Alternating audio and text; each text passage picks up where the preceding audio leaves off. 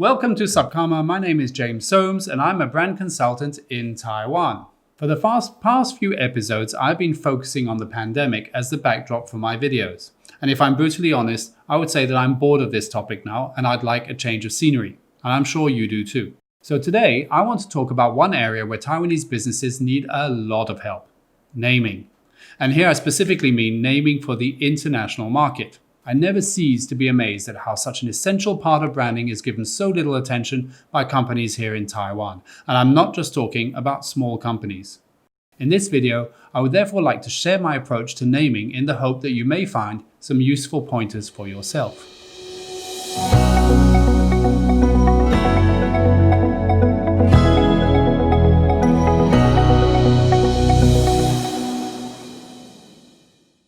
Now let's start by defining the types of names that exist out there. There are four main categories and we can draw them on a table. First, we have on the left names which are functional. Now, functional names merely explicitly say what the brand or product actually does. Names on the right are invented and they don't mean anything.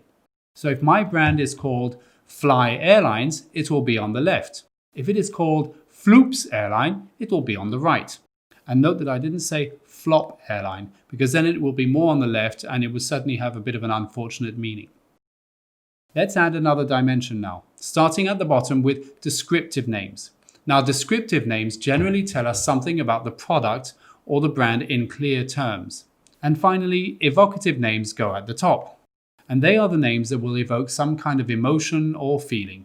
Again, if the brand is called Big Comfy Airlines, it will fit at the bottom. But if it is called Boundless Airlines, it will go near the top. So now you can see the four main categories within which all brand names belong. The point of having a table like this is to ensure that we are making the right first impression on our target customers. So if a client is looking for simplicity or a product that just does the job, then going too far towards the creative side could make him feel unsure about what he is getting. On the other hand, if my client is more interested in picking brands and products that stand out or inspire or create a connection, then one may try to avoid being too generic. So the bottom line is to put yourself in the client's shoes and figure out what he or she is really looking for and name it accordingly. Easy enough, right? Wrong. The problem that I have found in Taiwan is that Chinese characters have stories and meanings, either when combined or by themselves. Like, for example, I learned ages ago that the character for good is a combination of female and child as a character. Now, it therefore has meaning. And so when Taiwanese design names, they're merely looking for a name that has meaning. Now, to make things even more complicated, the word not only needs to have meaning, but it needs to be understood by the owner of the brand itself. And generally, that owner may not be a native English speaker, which will limit the type of names that we are able to design. 10 years ago, there were more than 50,000 brand names in Taiwan using the particles pro or tech in their names. If you just drive through Hsinchu, Taiwan's Silicon Valley, you will understand what I mean. Now, my guess is that most people in business here know the words professional and technology, but are not willing to step out of that naming range. It is therefore very common to see such words as good, lucky, king, rich, ever, best, top, etc. in Taiwanese brand names. Names in China can get even more colorful, like Fortune, Tiger, Emperor. Now, the issue we have with that is that the names end up being unremarkable, very hard to register, and sounding very obviously Asian. So regardless of the product behind the brand name, we always suggest to find words or sounds that have strong associations. Now, those associations can be evocative or purely functional, and ideally, they sound different to what is already out there in the market. Now, another area to pay attention to when creating a new name for your brand is the sound.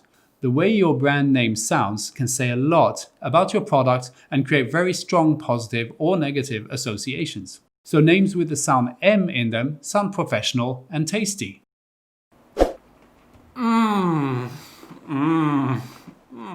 Names with O evoke surprise and joy, and the shape matches our mouth.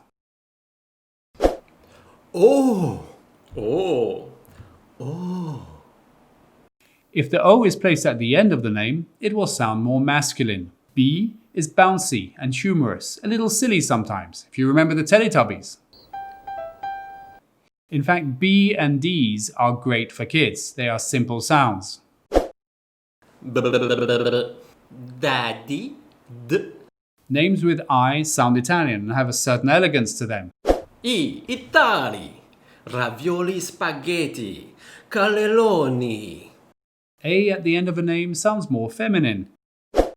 Samantha. S in a name sounds aggressive, precise. Precise.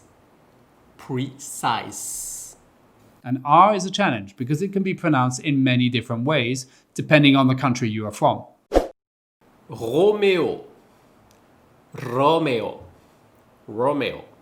Now, in the same line of thought, it is risky using spelling that can be difficult to read by non-English speakers. So, TH or GH do not exist in Spanish, for example. Z is hard to pronounce for Chinese, and the list goes on. And since we are looking at and talking about different countries here, you may want to tailor your name to the markets you are targeting. So cultural awareness and understanding the way people talk, their accents and their pronunciation is very important. So for expressive customers like the Italians, you don't want to constrict them with names that do not allow them to finish with an expressive A or I or O. Notice how Italians will still try to have it their own way by adding vowels where there aren't any. Okay, yeah. For markets like India, wording in English is bouncy and joyful, a lot of B's and M's and short vowels like O. And the English R is way more expressive than the original English sound too. So adapt the names to match. Is it on? I'm feeling bombastic today. If your name starts with an S, most Spanish speakers will probably add an E sound in front. Hello, I am Esteban. I am from Spain. And the Dutch will pronounce the S as a sh. Hello, shopkarma. Names for France are unique because a lot of the sounds do not exist in English. To non-native speakers, French sounds a bit like What? And when French people actually do speak English, they have a very liberal interpretation of the TH, and the H is totally unloved in the Gallic language. But I think it's how I talk, and I hope you understand. It's quite easy to speak English. Russians will speak with their mouths as tightly shut as possible, and the words that do come out often sound like drunken menaces. She sells seashells on the seashore. And then I kill her. Which is unfortunate because the Russians I know are by far the most intellectual people I have ever met. Finally, Germans prefer to cram their names with consonants one after the other. Vowels literally have to fight to get in. So if you want to have a German-sounding name, make sure it ends with a consonant that clearly leaves no space for a vowel-like sound at the end. With German names, we want closure at the end of the word. Let's keep it clear. Yeah, I don't know what to say. It's difficult to say something without having prepared anything. So here it is, a few tips on what to be aware of when designing brand names. Now remember that names can be very powerful because they can evoke or say so much, whether through sound, rhythm, and meaning. So Taiwan 加油! Let's stop with the best, top, and pro names. Time to show that we can go global on every single level, including naming. Thank you for watching, and God bless.